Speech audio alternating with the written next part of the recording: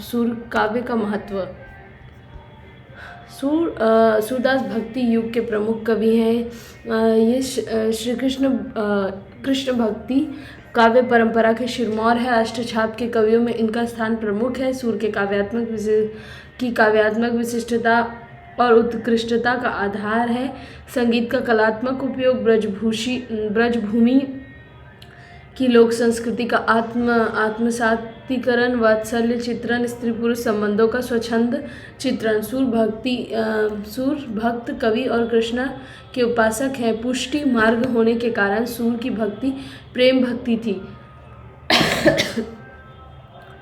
इसमें समर्पण को ही सब कुछ माना गया है। सूर ने अपने काव्य की उपास्य कृष्ण के प्रति प्रेम प्रकट करने के लिए उनके रूप, व्यक्तित्व, परिवेश, क्रियाकलाप, लीला आदि का चित्रण सहज मानवीय रूप में किया है। महाकवि सूरदास और उनका युग। सूरदास का जन्म 1478 ईस्वी में हुआ था और उनकी मृत्यु तिथि अनुमानतः 1577 से 77 ईस्वी और 1581 के बीच पड़ती है।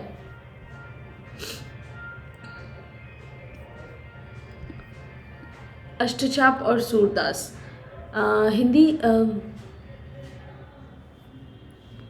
हिंदी कृष्ण भक्ति काव्य को सबसे अधिक प्रेरणा देने वाले महाप्रभु वल्लभाचार्य पुष्टि मार्ग के संस्थापक और प्रवर्तक थे। उनकी मृत्यु के बाद उनके दूसरे पुत्र गोस्वामी विट्ठलनाथ पुष्टि संप्रदाय के आचार्य के पद पर आसीन हुए। उनकी बाल्यावस्था अरैल में व्यतीत हुई थी, किंतु सन 1566 ईस्वी में अर्थात 51 वर्ष की उम्र में ब्रज में आ बसे थे। इसी साल उन्हें सम्राट अकबर की ओर से एक फरमान प्राप्त हुआ जिसके अनुसार गोकुल की भूमि उन्हें माफी में धर्मार्थ के निमित्त मिल गई थी। श्रीनाथ जी के मंदिर में सेवा, भोग, उत्सव आदि की व्यवस्था करते हुए उन्होंने पुष्टि संप्रदाय के प्रचार में पर्याप्त योगदान किया था। गोस्वामी विट्ठलनाथ की पहल पर ही अष्टछाप का संगठन किया गया था। उनके पिता के 4 शिष्य कुंभन दास, सूरदास, परमानंद दास और कृष्णदास के पहले से ही तैयार थे और अब स्वयं गोस्वामी विट्ठलनाथ के 4 शिष्य चतुर्दास, गोविंद स्वामी, चित्त स्वामी और नंददास भी नया कार्यभार स्वीकार करने के योग्य हो गए थे। अतः इन 8 को लेकर अष्टछाप का गठन किया गया। वस्तुतः ये 8 भक्त श्री कृष्ण के अष्टसखा के नाम से प्रसिद्ध हुए।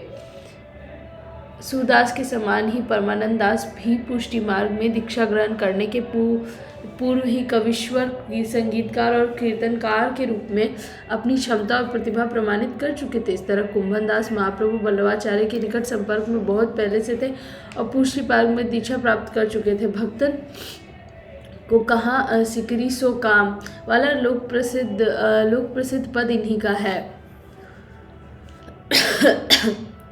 अष्टछाप के चौथे कवि और कीर्तनकार कृष्णदास थे। वे जाति से शूद्र थे, पर महाप्रभु ने उन्हें मंदिर का भेंटिया बनाया था। कविता में वे सूरदास से टक्कर लेते थे।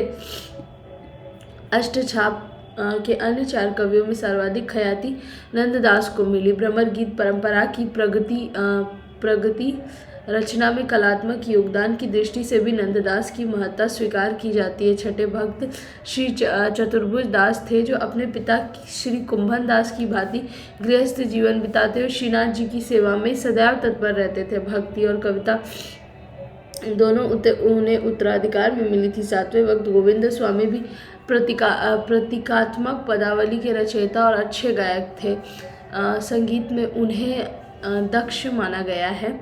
यह भी जनश्रुति है कि प्रसिद्ध संगीतकार तानसेन उनसे संगीत की शिक्षा लेने आते थे। अंतिम भक्त और कवि चित्त स्वामी थे। कहते हैं कि उनके पद सुनने के लिए अकबर वेश बदलकर उनके पास आते थे। अष्टछाप के कवि गायक जिस समय ध्रुपद धमार शैली में गीत कीर्तन रच रहे थे, उन्हीं दिनों समानांतर रूप से फतेहपुर सीकरी के शाही महल में ख्याति शैली के तहत कुछ खास तरह के रसिया गाने की प्रथा चल पड़ी थी। जब तक अष्टछाप के कवि गायक जीवित रहे तब तक तो रसिया की यह प्रथा श्रीनाथ जी के मंदिर में पहुंच नहीं पाए, परंतु अष्टछापी कवि और गोस्वामी विठल नाथ की मृत्यु के बाद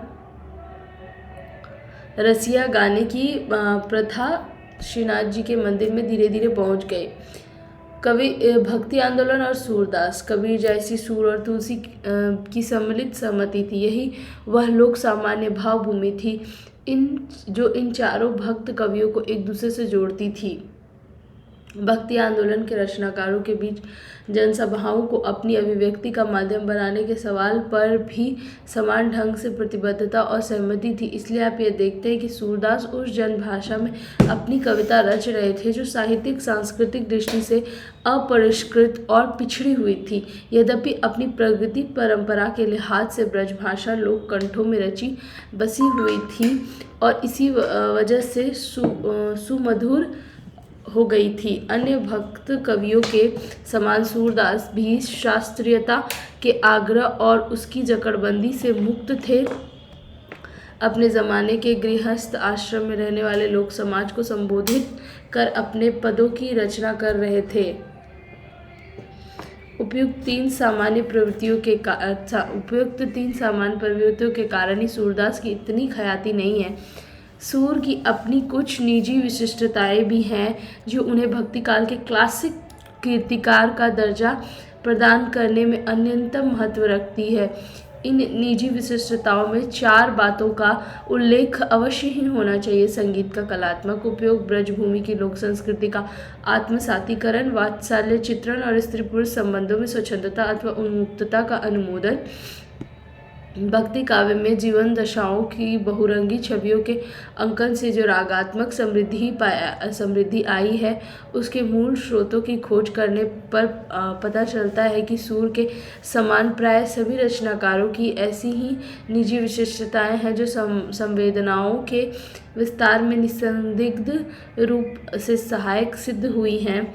अगर भक्ति आंदोलन से सूरदास के काव्य को निकाल दिया जाए तो वह एकांगी और विकलांग प्रतीत होता है। इससे आप अनुमान लगा सकते हैं कि भक्ति काव्य के विकास और उसके रागात्मक वैविध्य में सूरदास का कितना निर्णायक महत्व है।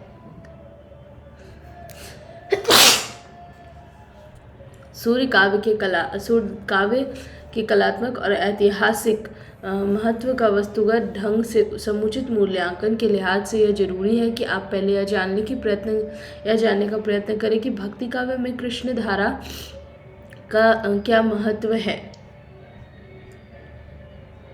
हिंदी भक्ति काव्य में कृष्ण भक्ति से संबंधित पुष्टि मार्गे गौड़ियाँ, राधा वल्लभी और हरिदास संप्रदायों के योगदान की चर्चा की जाती है। कृष्ण श्रेय भक्ति की अनेक शाखा प्रशाखा के आचार्यों और भक्त कवियों द्वारा रचित साहित्य परिमाण में विपुल है।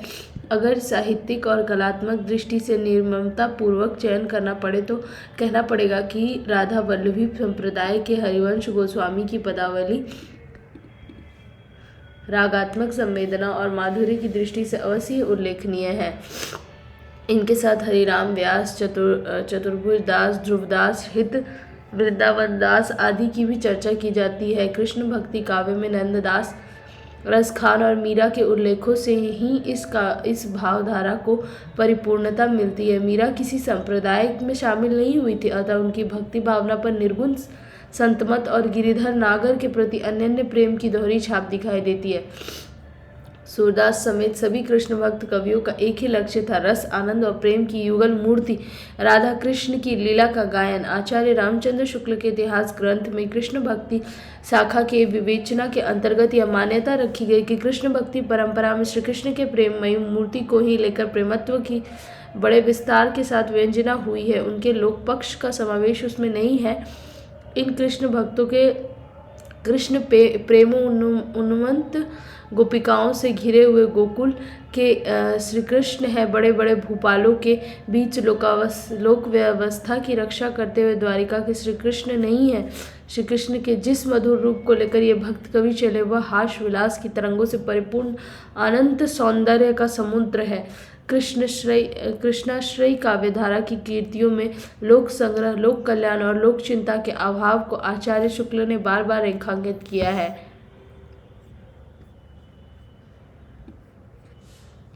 सगुण निर्गुण द्वंद्व में सुर की भूमिका। भक्ति आंदोलन के भीतर सगुण और निर्गुण का द्वंद्व बहुत ही तीखा हो गया था। 16वीं सदी में कृष्ण भक्ति की नई धारा के प्रसार के क्रम में भगवान की सगुण लीलाओं का गाना ब्रज प्रदेश में नहीं, भारत के अन्य अंचलों में भी लोकप्रिय होने लगा। भक्त कवि सूरदास के लीलामय सगुण रूप के अनन्य भक्त हो गए। वल्लभाचार्य ने उन्हें पुष्टि मार्ग में दीक्षित किया। सूर का काव्य एक और जहाँ स्त्री पुरुष संबंधों की स्वच्छंदता और उन्मुक्त प्रेम भावना का समर्थन करता है, वहीं उस जमाने के शास्त्रीय और दार्शनिक विवादों में भी हस्तक्षेप करता है। भ्रमर गीत के उद्धव गोपी संवाद में ज्ञान बनाम भक्ति, सगुण बनाम निर्गुण की बहस अपने प्रखर रूप में व्यक्त हुई है। इस तर्क वितर्क, दार्शनिक उहापोह और वैचारिक टकराहट के भीतर अनेकानेक संदर्भ ऐसे हैं जिनसे पता चलता है कि सूरदास नाथपंथियों, सिद्धों और संतों की दलील का खंडन कर रहे हैं। सैकड़ों ऐसे पद हैं जिनमें योग और ज्ञान और निर्गुण निराकार ब्रह्म की अस्तित्व पर शंका व्यक्त की गई है, आपत्ति की गई है और उनकी निस्सारता सिद्ध की गई। उद्धव गोपी संवाद वस्तुतः निर्गुणिया मत से सूर की मुठभेड़ का छायाबिंब प्रतीत होता है। गोपियों की अश्रुपूर्ति, भावकुल और करुण मनोदशा स्वयं में उद्धव को निरुत्तर करने और उन्हें चुप करने, खामोश करने की तार्किक क्षमता रखती है। पिछले 500-600 सालों से चले आ रहे वैचारिक द्वंद्वों में सूरदास अवतारवाद का अनुमोदन करते और कृष्ण की सगुण मूर्ति की उपासना के पक्षधर के रूप में सामने आते हैं। उद्धव स्वयं ज्ञान मार्गी है और ब्रह्म की निर्गुण निराकार सत्ता में विश्वास रखते हैं। कृष्ण उनके ज्ञान गर्व को चूर करना चाहते हैं, इसलिए गोपियों के पास उद्धव को भेजते हैं। गोपियाँ निर्गुण की साधना कैसे कर सकती है? तो वे तो कृष्ण की सगुण लीला के रस और प्रेम में पगी है। कृष्ण के मथुरा चले जाने के बाद विरह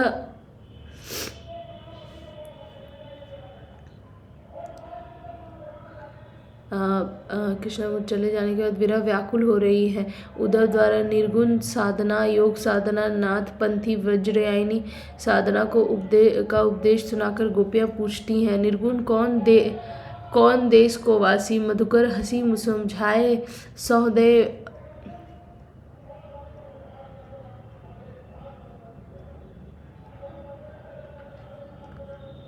बुझती साँच न हास को जन कैसो वरण भेष को है जनक जननी को कहियत, कौन नारी को दासी, कैसो वरण भेष है कैसी के ही रस में अभिलाषी। पावैगो पुनिकियो आपना जोरे कहगो गासी, सुनत मौन है रहियो ठगियो सो सुर सवै मतिनासी। गोपियाँ उद्धव से निर्गुण ब्रह्म का परिचय जानना चाहती है। निर्गुण ब्रह्म किस देश का वासी है? हे भौरे, हमें अच्छी तरह से समझा दो। हम शपथ खाकर तुमसे सच्ची सच्ची बात जानना चाहते हैं। कोई मजाक नहीं कर रही है, कोई हंसी नहीं उड़ाना चाहते। हम वास्तव में जानना चाहती है कि उस निर्गुण का पिता कौन है, उसका स्वरूप, रंग तथा पहनावा कैसा है, वह किस रस के योग की अभिलाषा करता रहता है। गोपियाँ पूछती है, हमारा प्रेम तो प्रेम रस में अनुरक्त है, पर यह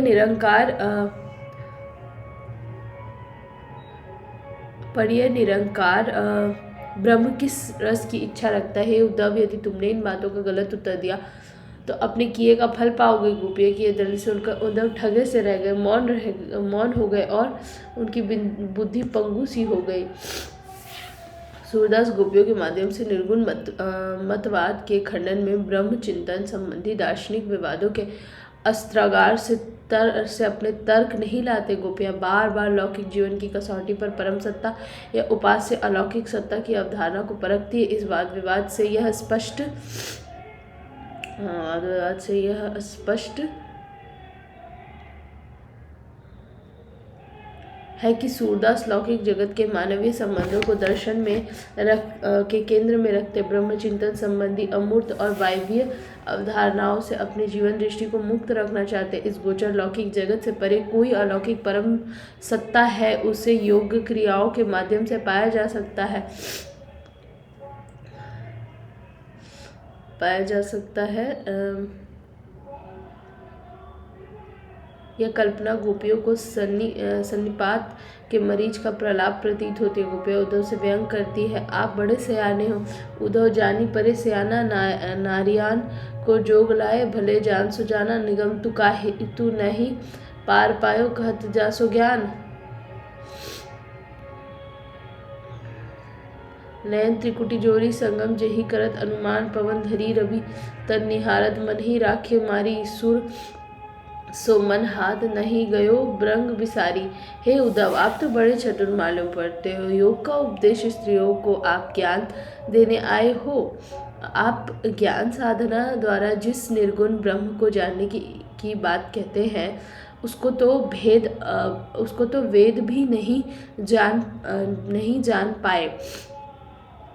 आप हमें उस ब्रह्म का उपदेश देते हो जिसकी प्राप्ति के लिए नेत्रों की त्रिकुटी की ओर योगी ध्यान लगाते हैं। वे प्राणायाम करके एक टक निर्निमेष दृष्टि से सूर्य की ओर देखते रहते हैं और अपने मन पर नियंत्रण रखते हैं, पर ऐसी साधना हमसे संभव नहीं, चूँकि हमारा मन तो हमसे बिछुड़कर कृष्ण के पास सिधार गया है।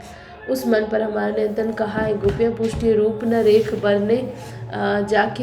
वरन जाकी नहीं, उससे तुम प्रेम करने का उपदेश देते हो। पहले ये बताओ, अपनी कहो दरस ऐसे को तुम कबहू हो पावत। सूरदास का सबसे बड़ा तर्क प्रेम है, जिसकी एक कोई लौकिक सत्ता नहीं, जिससे कोई रिश्ता कायम नहीं हो पाता, जिससे रोज रोज का जीवन व्यवहार और लेन देन नहीं, उसके प्रति लगाव कैसे हो सकता है, उसकी भक्ति कैसे हो सकती है, जिससे कभी मिलना संभव नहीं, उसके रूप उसके व्यक्तित्व की धारणा नहीं हो पाती। इसके विपरीत जिससे संबंध बन जाता है और प्यार हो जाता है, उसके लिए अपने को उत्सर्ग करने की भावना सहज उत्पन्न होती है। गोपियाँ कहती है, उद्धव, जब किसी से प्यार होता तो प्यार करने वाला मृत्यु की परवाह नहीं करता। प्रेम के कारण पतंगा आग की लपटों में खुद पड़ता है और जल मरता है। जलते समय वह अपने अंगों को भस्मीभूत होने से बचाता नहीं। प्रेम के कारण कबूतर आकाश में ऊंचा से ऊंचा चढ़ जाता है और जब गिरने लगता है तो अपने आप को संभाल भी नहीं पाता। प्रेम के कारण ही भौरा केतकी के फूल के अंदर बैठ जाता है और कांटों की चोट सहता है। प्रीति के कारण ही पानी दूध में मिलकर आग में उबलता है, उबाल को सहता है और जल जाता है। वाणी की स्वर लहरी से प्रीति के कारण एक स्थान पर बैठा हुआ हिरन शिकारी के बाण का शिकार हो जाता है। प्रीति के कारण ही माँ अपने बेटे के लिए हर प्रकार का कष्ट उठाती हुई अपने स्वत्व को होम कर देती है। गोपियाँ कहती, ऐसा ही हमारा प्रेम कृष्ण के प्रति। इस प्रेम से अब छुटकारा कहाँ। भ्रमर गीत को सूर सागर का सबसे मर्मस्पर्शी अंश माना जाता है। एक प्रकार का उपालंभ काव्य है। आचार्य रामचंद्र शुक्ल सरगुण निगुण विवाद में सूरदास के भ्रमर गीत पदों की विवेचना करते हुए इस मान्यता पर जोर देते हैं कि भक्ति शिरोमणि सूर ने इसमें सगुण उपासना का निरूपण बड़े ही मार्मिक ढंग से हृदय की अनुभूति के आधार पर तर्क पद्धति पर नहीं किया है। सगुण निर्गुण का यह प्रसंग सूर अपनी ओर से ले आए हैं, जिससे संवाद में बहुत रोचकता आ गई है। भागवत में यह प्रसंग नहीं है। आचार्य विश्वनाथ प्रसाद मिश्र इस सगुण निर्गुण विवाद में सूरदास और तुलसीदास को एक तरफ रखते हैं और दूसरी तरफ नामपंथियों, सिद्धों और संतों को रखते हैं। सवर्ण हिंदू समाज के पंडितों, पुरोहितों और पर व्यंग्योक्तियों के बाण बरसाने वाले नाथों, सिद्धों और संतों के प्रसंग में आचार्य मिश्र जी कहते हैं कि ज्ञान की कोरी वचनावली और योग की थोथी साधनावली का यदि साधारण लोगों में विशेष प्रचार हो तो अव्यवस्था फैलने लगती है। निर्गुण पंथ ईश्वर की सर्वव्यापकता, भेदभाव की शून्यता, सब मतों की एकता आदि लेकर बढ़ा, जिस पर चलकर अनपढ़ जनता ज्ञान की अनगढ़ बातों और योग के टेढ़े मेढ़े अभ्यासों को ही सब कुछ मान बैठी और दंभ, अहंकार आदि दुर्वृत्तियों से उलझने लगी। ज्ञान का ककहरा भी न जानने वाले उसके पारंगत पंडितों से मुंहजोरी करने लगे। अज्ञान से जिनकी आंखें बंद थी वे ज्ञान चक्षुओं की आंखें दिखाने लगे। आचार्य मिश्र स्पष्ट शब्दों में कहते हैं, ज्ञान मार्ग की धारा लोक विरोधी धारा थी। वे यह भी जानते हैं कि तत्कालीन उद्वेग जनक प्रवृत्ति ही थी जिसका उच्छेद करने के लिए सूर ने सागर की ये उत्ताल तरंगे लहराई। ज्ञानियों के प्रतिपक्ष में साकार उपास्य देव के लिए प्रेम भक्ति की भावना सूर के काव्य में निर्विवाद रूप से उपस्थित है। इसमें कोई संदेह नहीं है कि सूर ने सगुण निर्गुण के विवाद में ज्ञान और योग मार्ग को संकीर्ण, कठिन और नीरस बताया और भक्ति मार्ग को विशाल राजपथ जैसा सरल और सरस माना।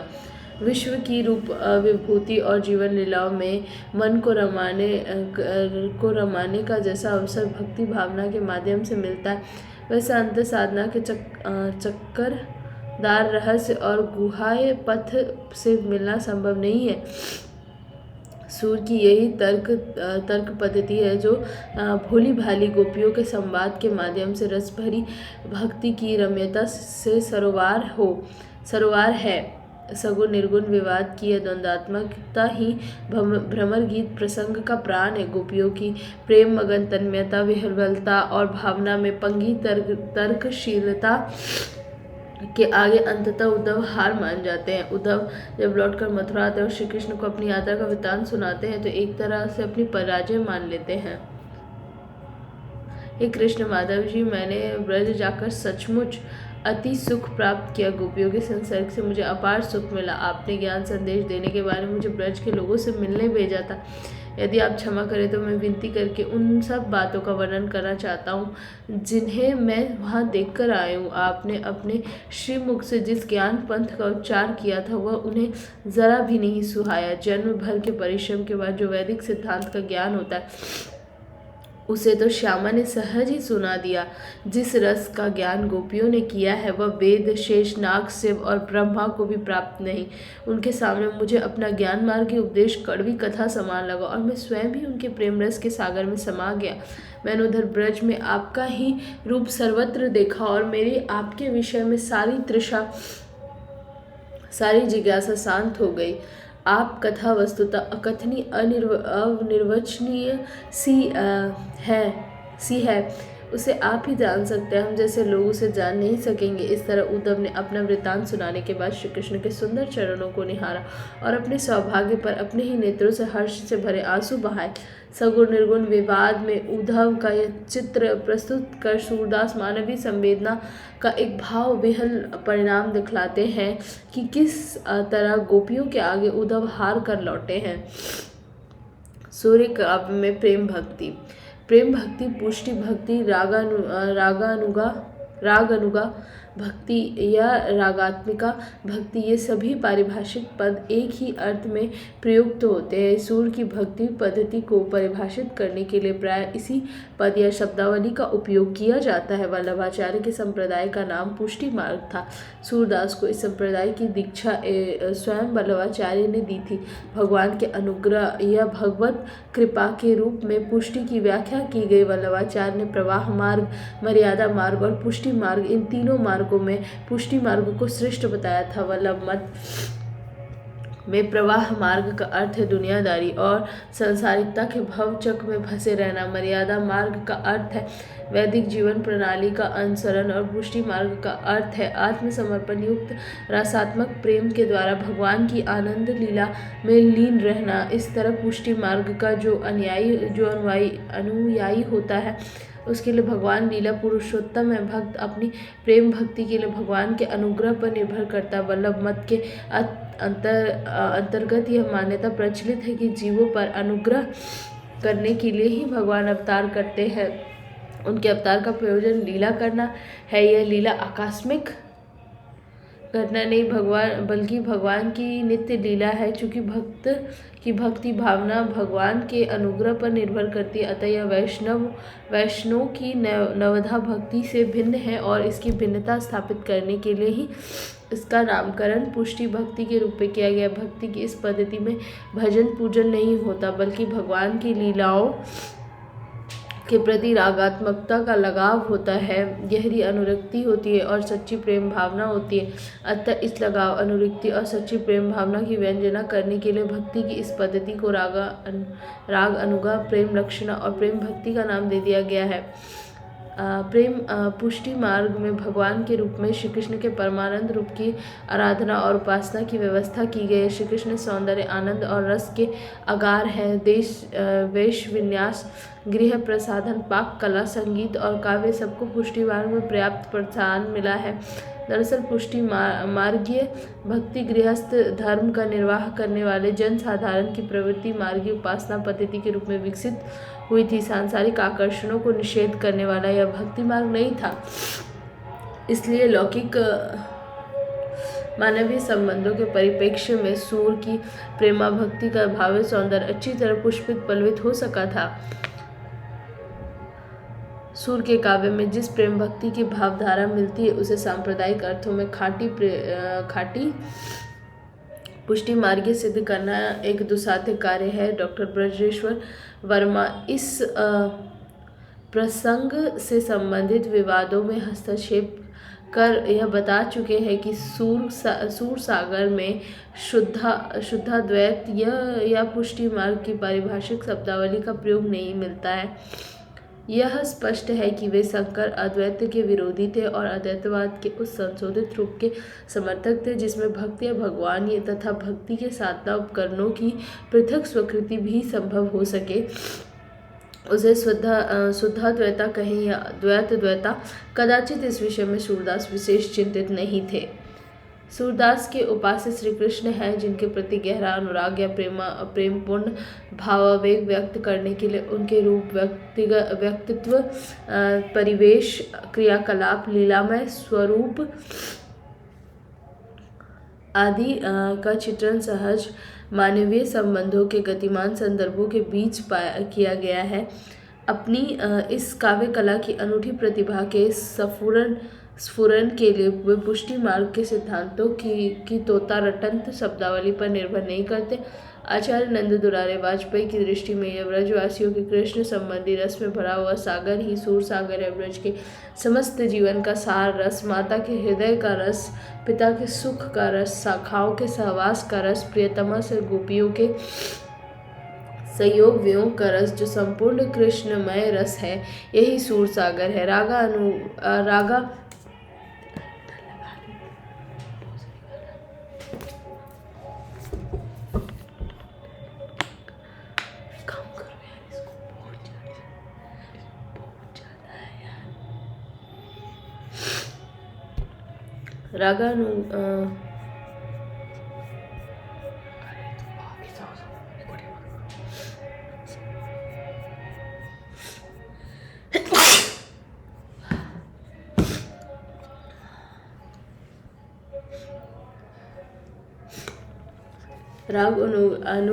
अनुगा भक्ति का पुष्टि भक्ति या विशिष्टता का विवेचन डॉक्टर मुंशी राम शर्मा ने अपने शोध ग्रंथ महाकवि सूरदास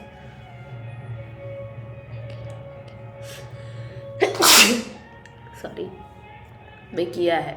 सूर सागर में प्रेम लक्षणा भक्ति का सांगोपांग चित्रण हुआ है। कहना चाहिए कि प्रेम के प्रारंभ, विकास और उसकी चरम परिणति सभी भाव दशाओं के चित्रों में सूर काव्य भरे पड़े हैं।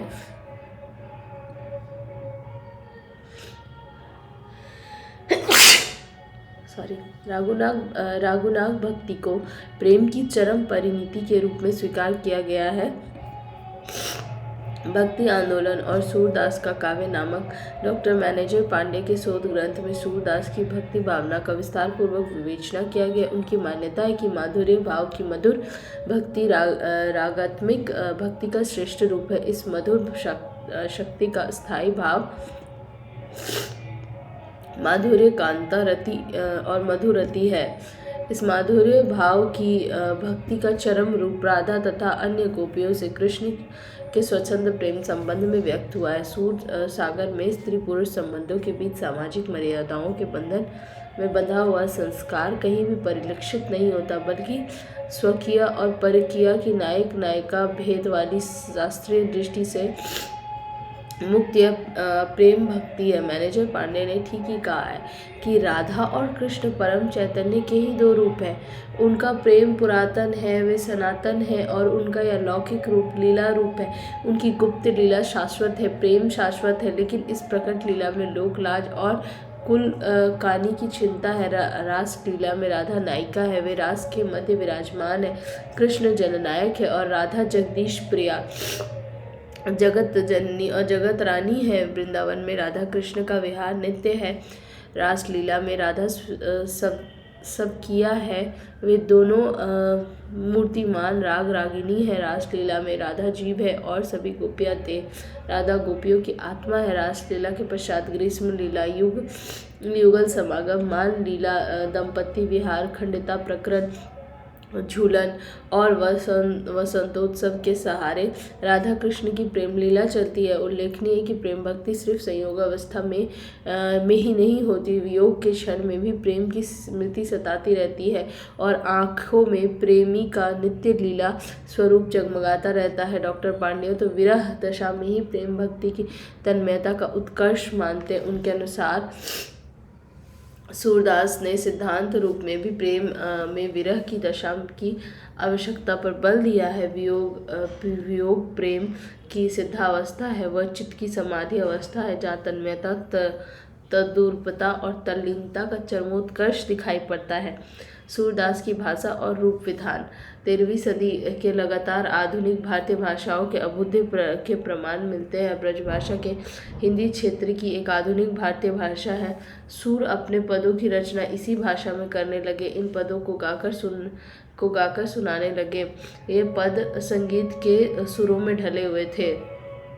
ब्रजभाषा में रची हुई सूरदास की पदावली पर विचार करते समय सबसे पहले आचार्य रामचंद्र शुक्ल इस बात की ओर ध्यान गया कि इतनी परिष्कृत और परिभाषित भाषा के पीछे कोई काव्य परंपरा अवश्य ही होनी चाहिए। उनकी दृष्टि थी सूर सागर की रचना इतनी प्रगल्भ और काव्यांग पूर्ण है कि आगे होने वाले कवियों की श्रृंगार और वात्सल्य की उक्तियाँ सुर की जूठी सी जान पड़ती हैं। अतः सुर की सी चलती हुई गीत काव्य परंपरा का, चाहे वो मौखिक ही रही हो, पूर्ण विकास सा प्रतीत होता है। उपयुक्त दोनों विद्वानों की टिप्पणियों से यह स्पष्ट हो जाता है कि ब्रज भाषा में काव्य परंपरा का सूत्रपात सूरदास ने ही किया था। उनके पहले किसी भी ब्रज भाषा कवि की कोई उल्लेखनीय कृति का उल्लेख तक नहीं मिलता है। उसके बाद सूरदास का काव्य ब्रज भाषा की लोक संस्कृति और उसकी वाचिक परंपरा से प्राण शक्ति खींच कर पला बढ़ा है और परिष्कृत हुआ था। सूरसागर के पद संगीत की स्वलहरी की आवश्यकताओं के अनुसार ढले और रचे गए प्रतीत होते हैं। श्रुति मधुर शब्द मैत्री, सुर और ताल के आग्रह और लोककंठ की दोनों मुख्य प्रचलित रूपों से इन पदों की गहरता, काव्यबंध और छंद का गहरा रिश्ता। आचार्य रामचंद्र शुक्ल की इस प्रसंग से संबंधित उक्ति अविस्मरणीय है कि आचार्यों की छाप लगी हुई 8 वीणाएं श्री कृष्ण की प्रेम लीला का कीर्तन करने उठी, जिनमें सबसे ऊंची सुरीली और मधुर झनकार आधे कवि सूरदास की वीणा की थी। सूरदास के पदों की ब्रजभाषा का प्रगतात्मक स्वर प्रवाह भक्तिकालीन काव्य सृजन की प्रक्रिया में संगीत के निर्णायक अनुरोध और अनुशासन का महत्व भी दर्शाता है। सूरदास के पदों में लोक संगीत और शास्त्रीय संगीत दोनों की राग रागिनियाँ उपलब्ध होती हैं।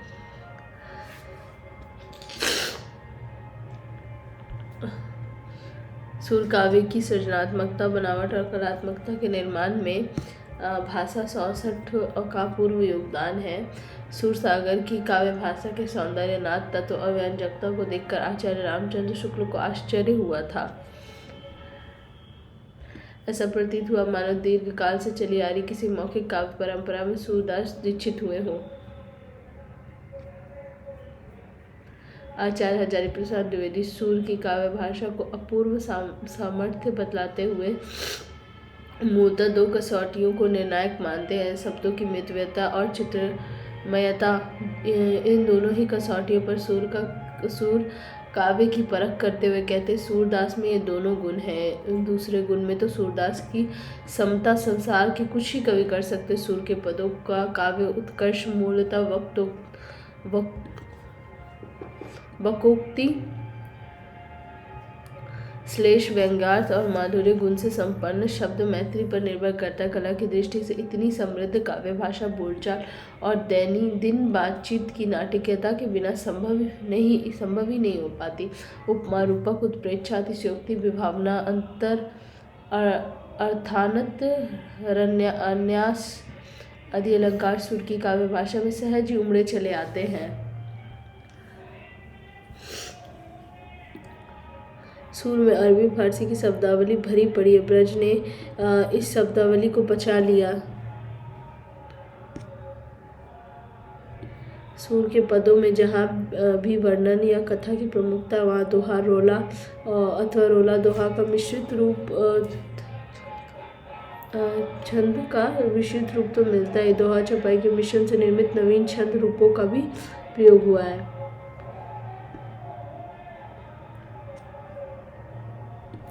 सुर सागर में छंदों की विविधता है। गीति काव्य में नई उद्भावनाओं के अनुसार छंदों के नए नए प्रयोग कृष्ण भक्त कवियों ने ही किए थे। सूरदास इस परंपरा के सूत्रधार और प्रवर्तक थे।